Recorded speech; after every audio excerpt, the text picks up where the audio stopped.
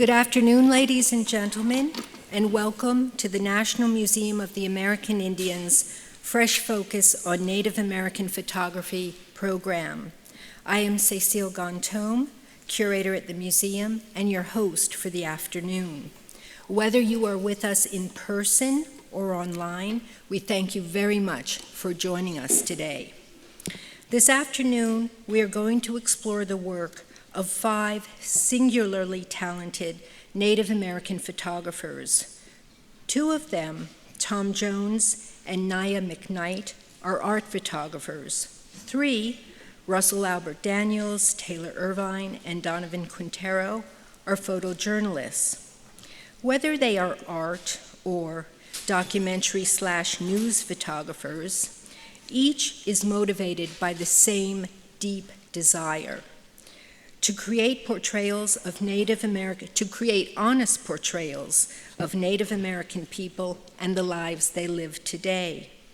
Each photographer is acutely aware of the historical forces that conspired to flood the country with stereotypical visual representations of Native Americans, and that these misrepresentations have lingered well into the present day, effectively erasing understanding of who contemporary Native Americans are.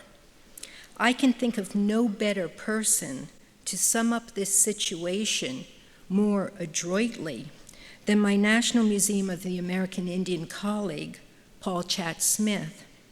In his essay for the 2022 publication, Speaking with Light, Contemporary Indigenous Photography, Paul wrote, "In the beginning, the camera was a weapon, and what a weapon. The camera arrived during the 19th century with electricity and advertising and science and trains. The camera would eventually rule them all. Why? Because photography is magic. For the indigenous, a dark, destructive magic. Not our friend, to say the least. In the United States, the camera took a special interest in American Indians. It was a weapon of mass destruction because it froze us in time. It told the world, look, here's an Indian. Someday soon, there won't be any more, just descendants of people who were Indians. So pay close attention before they all disappear. This is the reason why we all have to spend our time explaining that we are not all dead, we are not all the same. We like airplanes and Chinese food and TV," end quote. Each of the photographers whose work we'll be exploring this afternoon is a maverick who has carved a space for him or herself through the quality of their photographer's eye and the power of their photographic style, and, to be sure, through their commitment to use their considerable talents to tell modern indigenous stories. The format for this afternoon will be as follows. First, each art photographer will make a 25-minute presentation of their work and then be engaged in a 15-minute conversation with a professor or curator of photography or contemporary Native American art.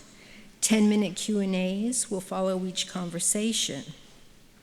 We will then take a 15-minute break, and when we return, the 3 photojournalists featured in the museum's Developing Stories, Native Photographers in the Field exhibition will take the stage with a curator of photography to be engaged in a conversation about their work.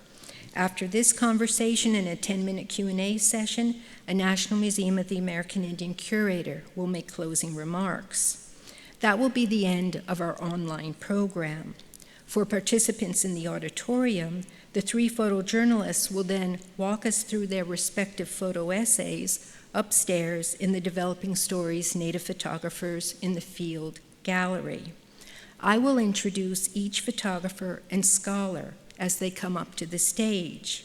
So, it is now my great pleasure to introduce our first photographer. Tom Jones is an artist and photographer, as well as a professor of photography at the University of Wisconsin-Madison. He received his BFA in painting from the University of Wisconsin-Madison and an MFA in photography and MA in museum studies from Columbia College in Chicago. Long critical of the representation of Native Americans in popular culture, Tom has, over the last few years, been engaged in a project photographing the contemporary lives of his fellow Ho-Chunk Nation tribal members. Also a writer and curator, in 2014, Tom helped produce an exhibition and publication for this museum about one of the most important Native American photographers of the 20th century. Both the exhibition and book were titled, For a Love of His People, The Photography of Horace Palau. Please join me in welcoming Tom to the stage.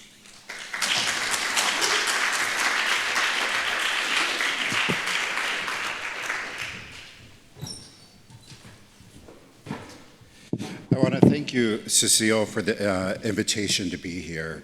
And I'm just so pleased and happy to see that this show is being put on and that we've got these fellow artists and photographers who are getting their work out to the world. And it's just so important that Native people are being seen. And that's really what my work is about. And, as a child, I was sitting there, I would look through books, and Ho-Chunks are very secretive, so they really don't let out their information. And so I'd go through these Native books, and there would be nothing on, at that time we were called Winnebago, but anything on Ho-Chunk people. And so one thing that my mother said when I was in school, she said, "What are you going to do with your life in order to help others?"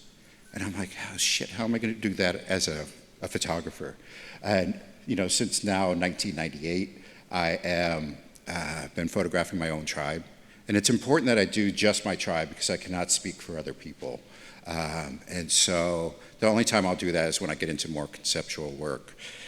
Let's see here. So this is the work that I started in grad school. This is my grandfather. Choka means grandfather in Ho-Chunk, and I was getting my 4x5 set up and ready to go, and so he had just laid down and was watching that while I was doing it because it's a long process. And so I said, okay, I'm ready to do it, and he sat up. And I was like, no, just stay the way you were. And so that's the one thing that's really important is that as a fellow Ho-Chunk, there's a comfortableness that happens. And so I don't think any other person outside the community would probably be able to get this image. And one thing that I was looking at, so I was doing the elders in their homes and along with the tribe as a whole, but one thing I wanted to represent was that sense of community. So I'm constantly re-photographing photographs, and you'll see it in another series later on. And then also representing their clan. And so he was the head of the Bear Clan at that time. So he just has a tapestry, a jacquard loom tapestry on his wall there. And when I started this, I was wanting to play against Edward Curtis's work, along with Roland Reed and Reinhardt, all those who were, thinking about the vanishing race. And I wanted to show, of course, that we're still here and contemporary. And so, having like these Coke signs in the background, and also the little girl with her moccasins. And I just recently did a drawing of the one on the left. It's Julia White, and I'm going to go on to drawing next. I'm going to get rid of photography. No, I'm just kidding. And so she's now, I think, about 23. So it's interesting to see the progression. This is Nina Cleveland, and I had taken a photograph of her outside of her home. And then when I was bringing back the photograph, I saw this again with the photograph, so I asked her if I could re-photograph her. Gloria Decora. This is my niece, Anisha. So every weekend I was taking a bus back to Wisconsin when I was in grad school. And so a lot of times I would photograph my niece if I couldn't find anybody else. And she had this vision about this drum. When our casino was being built, she could hear it out there. And so I told her to do a drawing of it, and that was what was represented. Emily Blackdeer. And one thing that got really hard for me doing this, especially with the elders, is, now the majority of them are no longer with us. And especially my own grandfather, he was 100 when he passed. And I couldn't, I went into the dark room one time and I just started bawling. And so it got really hard to do this series. And so I kind of stopped it for a while. That was our chief. It's funny, she was running past me, and I was like, "Can I get a picture?" And she just stopped real quick, and then she ran off again. She was chasing her little brother. This is one of my uncles who set up his own studio at the powwow in Black River Falls. Another uncle of mine, on that tape above his window, it says Daniel's Bachelor Pad. And this is my grandfather. He would, when somebody in the Ho-Chunk community passes away, the person who buries them gets all of their belongings. And so his whole backyard was just full of other people's belongings that he received after burying them.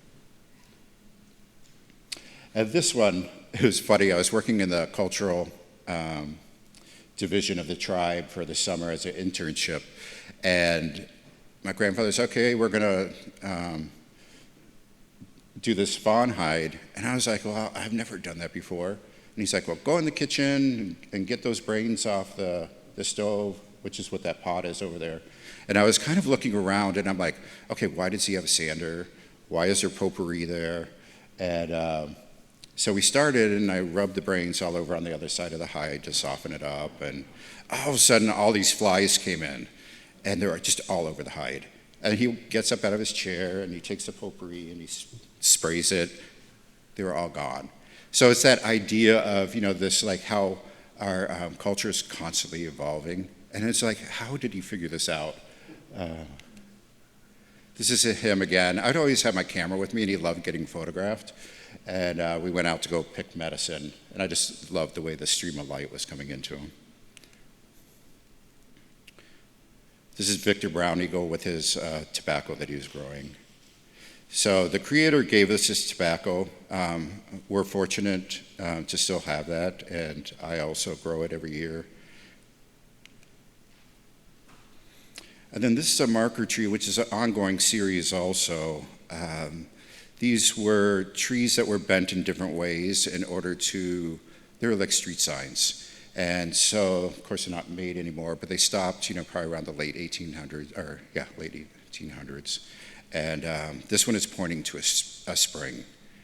And this one is actually at the Metropolitan Museum right now of Art for the Water Memories Show, as is this one. They have it blown up on the wall. And there's other kind of configurations that there are too of the trees, but there's just a few examples. This work here is going to be at the Chicago Cultural Center in March, and I've been photographing this since 1999, and again, another ongoing series honoring the veterans of our tribe. And so in Black River Falls during the Memorial Day powwow, on Monday, they will honor the veterans, raise their flags. There's about 100 flagpoles that encircle the powwow grounds, and the veterans raise the flags of the deceased veterans of our tribe. And a lot of people may not know, it's like 1 in 4 Native American people are veterans, and so we are the largest ethnic group to send our people off to war for the United States government. The Ho-Chunks themselves have fought in every war except for the War of 1812, when we fought with the British.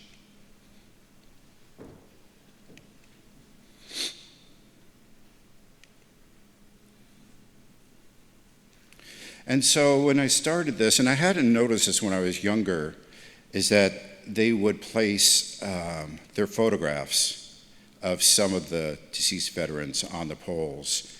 And this one is when they start to bring in the colors into the powwow grounds. It's our chief again. And so the veterans will bring those in. So these are the images. And so I'm just doing a really tight, again, rephotographing the photograph. And I like to put them in that grid, which you saw earlier, again, to show that sense of community with our tribe.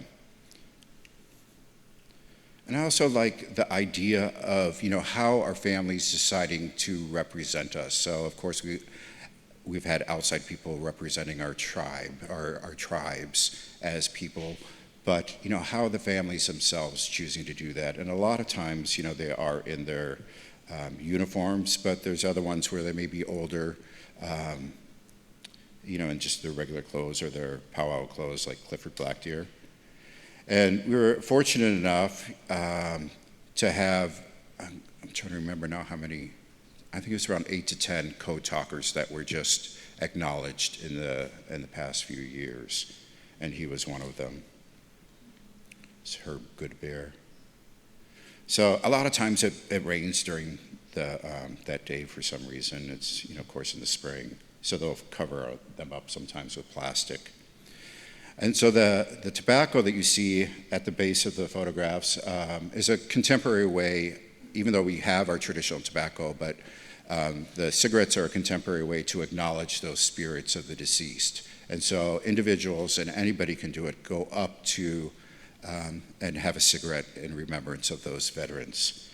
This image in particular is of Ebenezer Hall, who's sitting in the center. Whenever I do a photograph, I generally give that image to the sitter. And so they ended up, after he passed, using my image at his flagpole, which is a great honor for me. I'm currently trying to get their stories together so that I can do a book on these images too. And there are times when there will be white individuals that are depicted, as in this one, of family members who are part of the tribe. This is one of our most recognized, Mitchell Red Cloud. He's had bases named after him and also a Navy ship. He was in the Korean War, and he was shot, and he continued to fight, and he told his comrades to leave, and he ended up tying himself to a tree to help, keep the enemy away, and so he ended up saving many lives. That earlier one you saw with the top hat, that was his father. And this is his mother, who's a Gold Star mother, Nellie Red Cloud.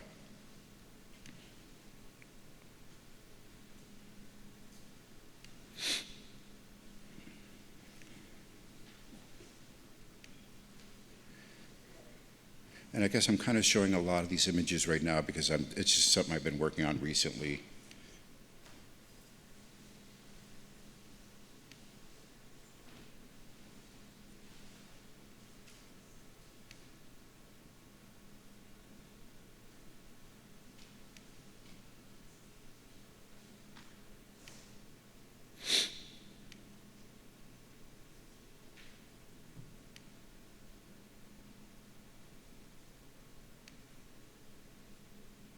And so then when I'm photographing, and I haven't shown a lot of these images in years where it's just, I guess, what's happening during the powwow.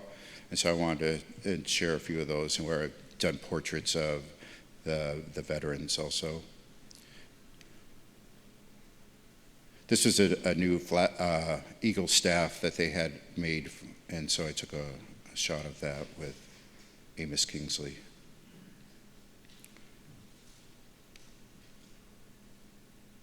This was recruiting stations.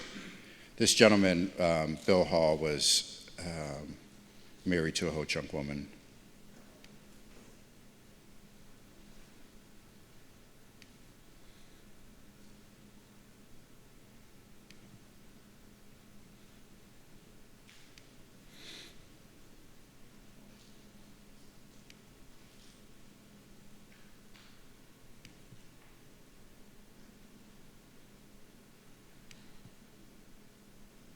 This was a gift that was given to us from the Omaha, who I guess they made fun of us during our removals. And so The United States government had removed us over 7 times from Wisconsin, and so Russell comes from the group that the Winnebagos who stayed on the reservation, and during that time they moved us to, like I said, to like 5 different places: North Dakota, Iowa, Minnesota, and then finally Nebraska. And when we were coming back one time, a lot of them walked back. Some of them actually, there was one guy, Yellow Thunder, who returned before the people who took him out there. And so he jumped back on a boxcar and got back before them. But some of them walked back. Some of them took the Missouri River and then back up the Mississippi River to Wisconsin. And so my own great-grandfather was at a ceremony that was going on, but he was a little kid. He was like 12 years old, and he was ice skating on a pond when the government came and threw everybody on boxcars and sent them out west. And so the Ho-Chunk are pretty much living the same way they were then. We don't have a centralized reservation. We're throughout Wisconsin, because the families would go back to where their people were, because they had to take care of the deceased. And so we have a 4-year period where we do that. And so we ended up coming back and buying back all the land that we do have now. But this was a time when we were going through I think it was the Omaha country, and they were making fun of us. And so this was now, over 100 years later that they're trying to get, make up for that. So they gave us this horse.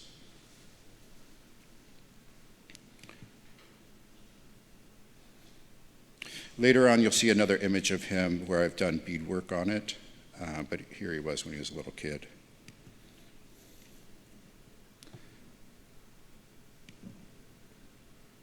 And so these next images, I just put them out now. I have a mid-career retrospective that was at the Museum of Wisconsin Art. It's then going to be traveling down to St. Petersburg Museum of Fine Arts in Florida. And so I've been also photographing these since 1998, but have never really shown them. And so that's where, that idea of photography and how it's, when it can be used and when it cannot. In general, they don't want you photographing during this time, during the ceremonies. But on the last day of when the member is joining, they dress them up in their finery. And that's on Sunday, and then the families will get together and get photographs with them. And then there'll be times too where they'll have a photograph hanging above the person joining inside the lodge of the person whose place they're taking. So I find it interesting how photography has started to kind of creep into now ceremonial things.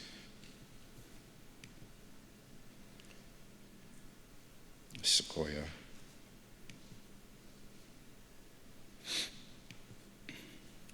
Then these are iPhone pictures that I had taken while we're putting the lodge together. And it was interesting that we went to go pick grass for one of the ceremonies. But my leader of my group had said, "Have you been photographing everything?" And so I got scared because I was like, oh no, he's going to get after me because they don't want cameras out there all the time. But it was interesting because he wanted me to kind of be documenting everything so that we have it for future generations. So that's one thing that I've been doing too. There's times when I'm photographing, for a purpose of art, but then there's other times when I'm photographing purely just to document, where it's not, a good composed photograph, but it's important that I get the image down. And so this would be kind of one of them. This next series, actually like Taylor is doing in her work, is called Identity Genocide, and this started where this individual was part of the Winnebago over in Nebraska, and so his father was from there, and his mother was from Wisconsin, Ho-Chunk, and so he's full-blood Ho-Chunk, but the government, had separated us. And now we're considered 2 different tribes, even though we're the same people. And so what he had done is he had removed himself from the roles of the Winnebago and wanted to come over to the Ho-Chunk. And then during General Council, the people voted against it. And so now he is not recognized as a Native American at all, even though he's full-blood Native American, because he has no tribe that has accepted him. So this pissed me off. And I felt like it was mainly because people were concerned about casino revenues. And so this is where I think the thinking of tribal members are becoming white, and they're just concerned about money. And of course, it's happening throughout Indian country. But I'm really interested in, tribes starting to take that back, and they're starting to do it now. Of course, where they're doing descendants, of course, Cherokees are doing that. But there are other tribes that are beginning to. Because there are many individuals who may be full-blood, but there's underneath, for ours, it's a quarter. And they may be a full-blood, blood-wise Native American, but then they are not recognized by any tribe because of all the pan-Indian kind of intermarrying that's going on. But that has been going on since the beginning of time, and so culturally, my grandfather had said to me one time, he was like, there was a Potawatomi, and I think it was a relative of ours, that came to us, and he said, I missed my mark. And what he meant by that is when he was born, he ended up with the Potawatomi. And so they ended up, the Ho-Chunks adopted him into the tribe. And they do the same, and this individual, Powell, I have this text that goes along with it, that shows, how much they are. So he was just below the quarter because somebody knew that his family in the back was of another tribe. And so he was just a smidge under the quarter, and they ended up removing him. So that text that you see is on glass, and I'm sandblasting it because I want that when it's lit in the gallery properly, is that shadow to fall on them as if it's a brand, and affecting them.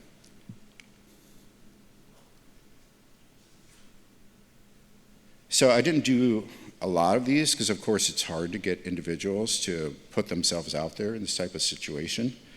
But I was fortunate enough to have a couple families who let me photograph them.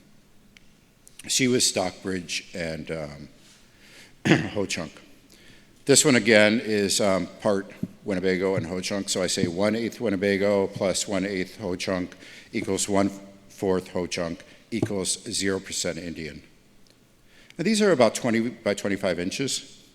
Here's another image where white people have been adopted into our tribe, but then people cannot get their head around, they're not enrolled, but it's, again, culturally, how we were and how we accepted people into our tribe.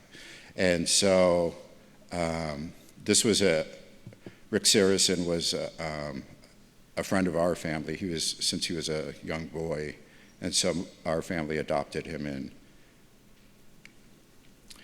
And my grandfather also said that there was a time during wars that there was a young boy that was grabbed, during that war, and that person brought him to the chief and told the chief, you can do what you want with him.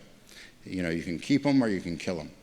And so the chief ended up keeping him, and he raised him as his own, and then that individual ended up becoming the chief of the tribe over time.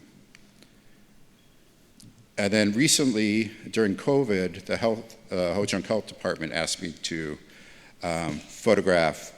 do a promotional thing for mask wearing. And so they put these on posters and billboards to get Ho-Chunks to wear masks.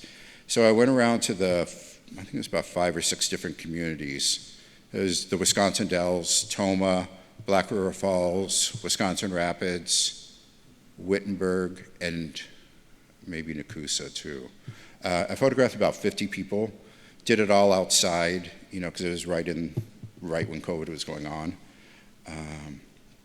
And so I just set up a portable studio, so it's, either at like a park shelter or just even just outside.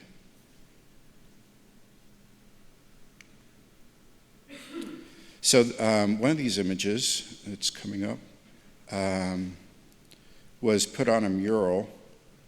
It was this one with Shepard Fairey. I'm sure you all know Shepard Fairey is the one that did the poster of Obama that says hope on it. And so she ended up going there, and they sent me this, which I was so happy. She's over there on the left on the mural. And this is in Milwaukee, and this is about voting rights.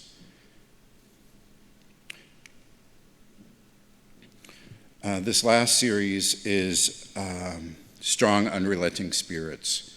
This is when it was down at the Museum of Contemporary Native Art. And I started with this one, which was my mother, Joanne Jones. And I ended up using the floral patterns from somebody who she had buried. And her name was Pauline Mike. And so I kind of wanted to show that she is represented, and that this work is all about our ancestors watching over us. And so all the white that you're seeing is actual beadwork that I'm doing directly onto the photograph. This one is about 20 by 25.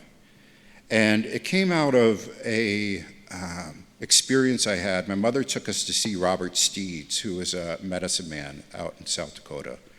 And we were in this room, and they had turned all the lights off. And the Sioux are originally from the Ho-Chunk. And so my mother could understand, what they were saying. And she said those women started singing and asking the spirits to come in. And then all these orbs of light started floating around the room. And of course, I was like second or third grade and scared. And I was like, oh, what's going on? But that's what, this beadwork is supposed to represent, kind of an aura, but also the spirits of our ancestors looking over us. This is my nephew, Nawahu, which means come singing. Mary Funmaker.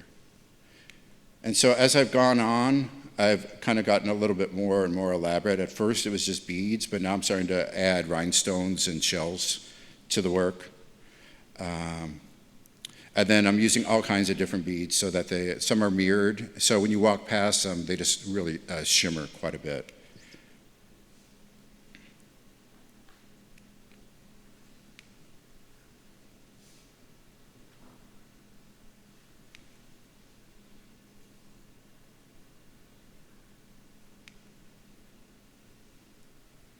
This one's probably about 40 by 62 inches.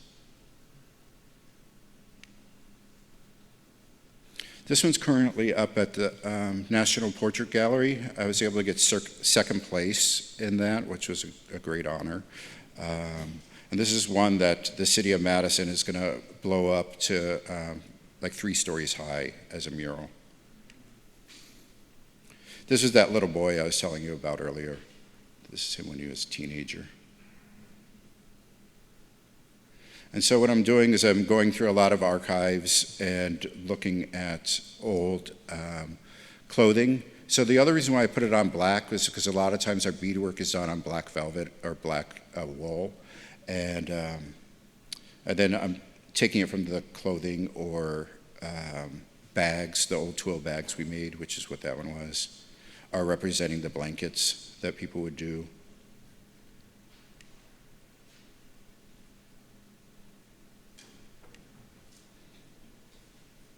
And then I started, doing more kind of like filling in the beadwork. And so they're kind of getting more and more elaborate as I go on.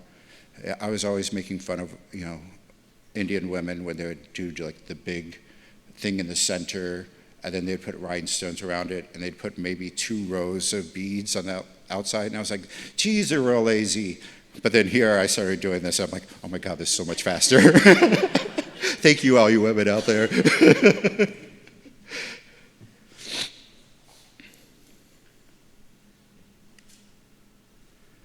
And then this is the last one. And this one was commissioned by the Milwaukee Art Museum, and it's about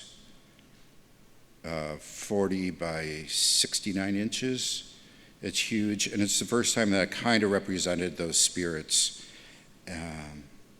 of the, I guess, of the ancestors. So that is my talk, and I think I did it. Thank you.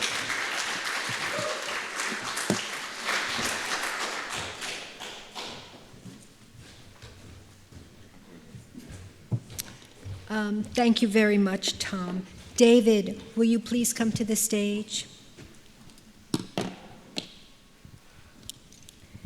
David Penny is Associate Director for Research, Scholarship, and Public Engagement at the National Museum of the American Indian and is one of the most foremost scholars on Native American art, including, to be sure, contemporary Native American art. David is a prolific writer and curator and is currently at work on an exhibition which will open this spring, exploring the works of Mohawk artist and photographer Shelley Nero. While the breadth of David's expertise is truly impressive, he has long had a special interest in the historic and contemporary work of Ho-Chunk artists. Thank you, Cecile. First, let me say, Tom, what a spectacular group of photographs. It was so thrilling to see all those images. And so, I mean, congratulations on now a career of putting the images like that together that are so moving and so powerful. Looking at them, and I have to, this is the first time I've seen so many together. I'm familiar with your work, and some of the images kind of look, oh, I've seen that one before. Many of them I haven't. But it reflects clearly this long relationship with the community at Black Falls. You've been there for a long time, a whole generation of different. So can you talk a little bit about your relationship with your subjects there, in the sense that your subjects are collaborating with you in creating these images and resulting in this kind of intimacy that we see in the images themselves. How important, just talk to us a little bit about that collaboration between you and your subjects. How do you interact together to create this kind of, this record, these images and so on? Yeah, I would say the majority of them I may not even know. What happened in the very beginning when I was doing the ones with the elders is I would bring my mother along. And so one thing that I found is just having that other person there, especially when I was using a large format camera and having to set up, she could sit there and talk with them and they would converse. And I would actually learn so much, I guess, stories too at the same time, which I was so fortunate to get. And so then as time started going on, when I was doing the ones at the powwow, again, I was setting up a portable studio. And so I would literally just grab people, or my mother would, because she was so funny, and she'd be like, oh, I want that person. And she would go get them off the dance arena. And so some of them you'll see where their faces are really red, or there's actually, like sweat on them, because you're just getting them, after they've danced. And so a lot of times, I found it easier to set up that studio so I could get multiple people at once, as opposed to having to go to their homes and set up every time.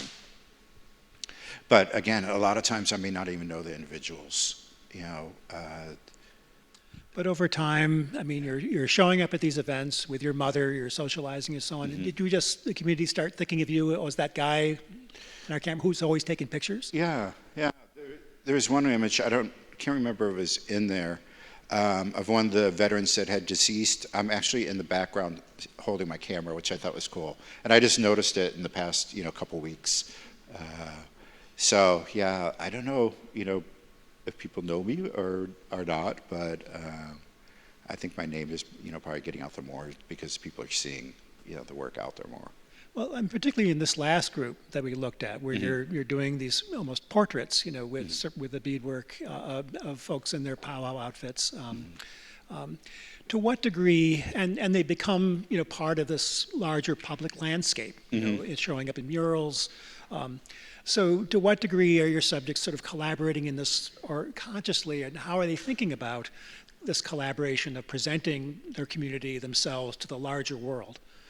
I don't know. It's like the one of Eliza Leonard. I contacted her mother because the tribe wanted to use it on their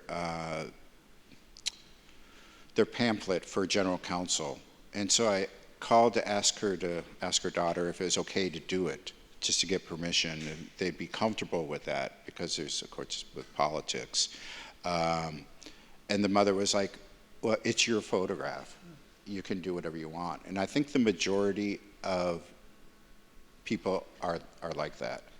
Early on, when I first started photographing, there were people that were apprehensive, not a lot, but some, like, what are you going to do with that image? You know, and they thought it could be used against them in some way. But it was just after my mother's administration, so there was a big schism, you know, within the tribe that was happening. My mother was the first woman president of our tribe in the early 90s, and so she's currently a judge for the tribe. And so there was, you know, two factions that were happening, so that's why it was kind of like that, kind of in the beginning. But even within the context of factions, your mother is prominent in the tribe. You're prominent in the community. People know who you are. Oh yeah. Yeah. I mean, not a lot of them, because we're all spread out. You know, so far, some of them are maybe, you know, 2 hours away, you know, from another community, and so have kind of grown up in Madison. And so I've never been, you know, directly in one of those communities. I'd go back and visit, of course, but that's just how, you know, Ho-Chunks are. So it's like you don't know everybody because we're all over the place. Mm. Now, you and I worked together a little bit, you much more so, on that the Horace Pulau show. Yes. That we organized here. I imagine, could you speak a little bit about your knowledge of Pulau, your activity there, and also how maybe Pulau, as a generation earlier, and is engaged in a similar kind of project, how he may have inspired you? Yeah, I mean, he was the one that did inspire me, just because he was photographing his own community. And so when I was in grad school, I was trying to find, you know, what other Native photographers were out there.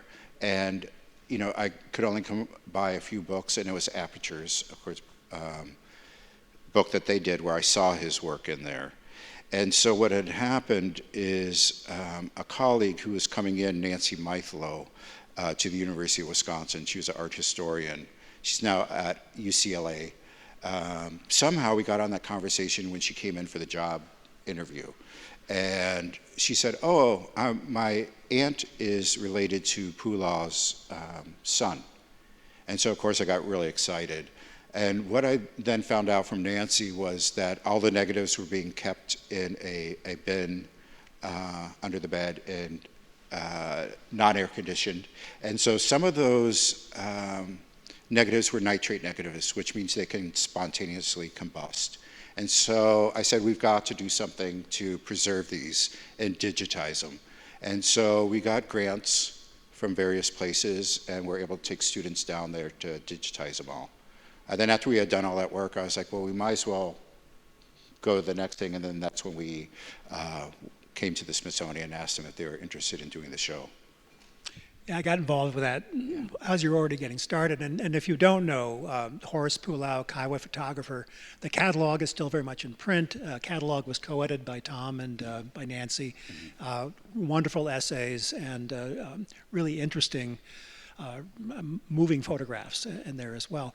And there's an aspect, a couple things about your work and Pulau's that I wanted to explore a little bit. One is, when I wrote a little bit about Pulau for that catalog as well, and what I was very impressed with, of course, photography has been used, as you very eloquently talked about, to kind of fix American Indians in a kind of fictional past, a kind of mythical past, which serves purposes of the United States in a variety of ways that are not always very helpful, but about erasing it in the sense that those images begin to substitute for real people. Right. So people are looking for those images, or non-native people sort of looking for that imagery and so on. And what I noticed with Pulau is that he was always kind of tethering his images, his subjects to modernity, including, automobiles, cameras, the kinds of things that Paul Chott-Smith was talking about when Cecile quoted him. And I noticed that a little bit in your work as well, the cell phone in the corner, even though you're photographing folks in regalia. Is that a conscious strategy on your part, or how do you try to combat those stereotypical images that many Americans carry around in their heads when you're dealing with your subjects? Yeah, I think Poulah's early images were kind of playing with that idea of, I guess, the romanticization. Yeah. And it wasn't until a little bit later that he started doing the other things. I guess, like I said, I'm consciously trying to add some of those things. But one thing that we both do, I think, too, is it's so important, and I just started doing it with the last series, where I'm letting the viewer actually, or the sitter, turn their head. Because it was like, I always felt like, oh, they want them to be so stoic and looking off in the distance. And but what I wanted with mine is for the viewer to be looking directly, the sitter directly at the viewer, and that there is a relationship. And so that's why a lot of times my photographs are life-size, and so that, there's like a dialogue that's happening. And so that's something I think that I picked up from him too. But Nancy Meithlo, getting back to your question, I found it interesting. She has written about the contrast photo. And so why is it when you see let's say in the 20s or 30s, an Indian sitting in a car with regalia on, why is that funny? And why do people kind of laugh at those type of images? And the fact that, they kind of want us to be placed back into these stereotypical or 1800s photograph. Yeah. I think she's going to get us. Yeah, I understand we have some questions. Do we have time for questions? We do. So we've been collecting questions from the audience, and I'm now going to read them to you. Okay. So, this is a question for you. Was the Ho-Chunk sculptor Truman Lowe your uncle? Also, may he have influenced your artwork, including photography? Yeah, so he is my uncle. Ho-Chunk Way, we're kind of like one out further. And so he is my mother's cousin through their mothers. And so that makes him my uncle. Now, if it were, like through a father's side, they would be my father. And so we kind of go one thing further. But so he's considered my uncle, Ho-Chunk Way. And so when I was going to undergrad, I was accepted to the Institute of American Indian Art, but I ended up getting a scholarship to go to the University of Wisconsin-Madison. So I stayed in Madison, and he was teaching there at that time. And I think it was more the fact of it's like, there's just another Native person around, because so often it's just like you're the only one there.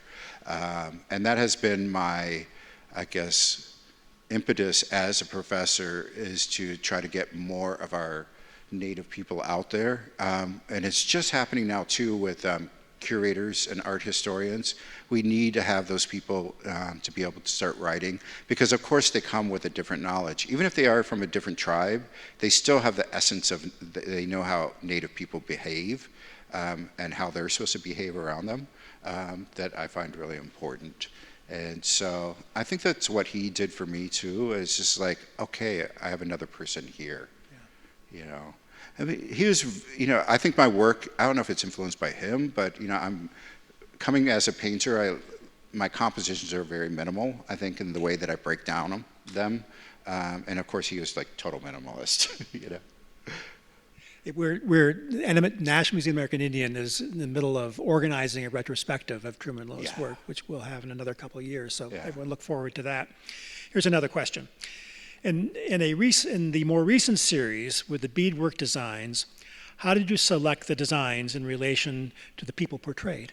Yeah, so some of them I'll just look at the clothing that they're wearing, and then kind of repeat that in places. I'm trying to think.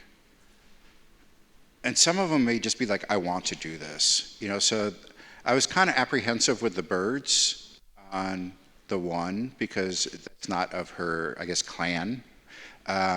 but then I was just like, I just want to do birds. So there's times when that will happen. But yeah, if you look closely, there's a lot of times where I'm pulling from what they're wearing. There's one, the second to the last one, where he has a star tattoo on his arm, and so that's where I brought the stars into. But that's something that we use in our beadwork, is that design. The one with the I guess the falling kind of, they look like snowflakes. That's a pattern that we use often. The one of my nephew, there's a cross at the top of him, which represents the Great Spirit, and so I wanted that to kind of look over him. So there's different ones that may have them. Here's another question. In the 25 years, more or less, that you have been showing your work, has the audience response changed in any way, any significant way, to the reception of these images, and their understanding of your images? Well, if you guys look at, I guess, the body of all of my work, I didn't know this until actually the retrospective when somebody wrote it down. I've done 16 bodies of work, and they're all distinctly different. There's work where it's more conceptual or abstract. There's one series I did, and I don't even know why I started doing it. I ran out of money, is what it was. I was at a casino, and I was like, oh, that carpet looks great. And so I was photographing those for probably about 3 to 4 years, where I didn't know what I was going to do with them.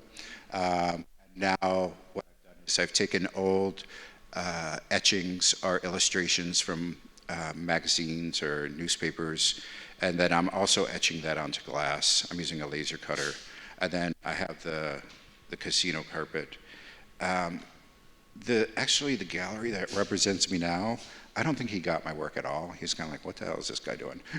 But it was because I just literally jumped from one thing to another where it looks visually different. And I think that's what the university has given me, that I'm able to do whatever I want, where I'm not beholden to a gallery system, where of course they always want you to have the same type of work coming out all the time. And so it's just like whatever idea I want to get across, then that's what I do for that series. So it relates to, this person wants to know, how did you get started as a professional photographer? And what was the most important training that you had as a photographer? Well, one thing I started off naive. And so I was like, of course, during that time we have slides. And I heard a lecture from Lucy Lepard. She came to our school. And I was like, okay, I'm going to send her my slides. And she got back to me maybe about 4 or 5 months later. And I don't know if I sent another follow-up or not. And she said, I'm already using your work in my lectures. And she has since written about the work a few times. And so that was one way. And then the same was with Truman. And so he was at NMAI as the first curator. And again, I was just like, oh, here's what I'm up to. And I sent him slides. And then you guys ended up buying, quite a few of those photographs. And so I was kind of naive in a way of like, I didn't know what was going to happen. But it's really just getting your work out there. And what I do with my own grad students is I tell them to make a list of the museums you want to be in, the galleries you want to be in, and then also the artists, but to make a spreadsheet, and just get your work out there. And I also believe, my mother had always said, she's like, throw it out to the universe. And so it's like, I think once you visualize that in your head and you make it concrete, things will happen. And but it's a lot of work, of course. It's like you get your work together. You have to do all the marketing stuff, and so we have to learn to do many things, different things as an artist, and so it's just trying to keep on top of it all, along with just making it. It's hard, and I'm about to tip over. Tom, I want to thank you for a wonderful presentation. Very nice, terrific discussion here. I'm sorry if we didn't get to all your questions, but we're going to move on to the next. But thank you so much, and I very much enjoyed it.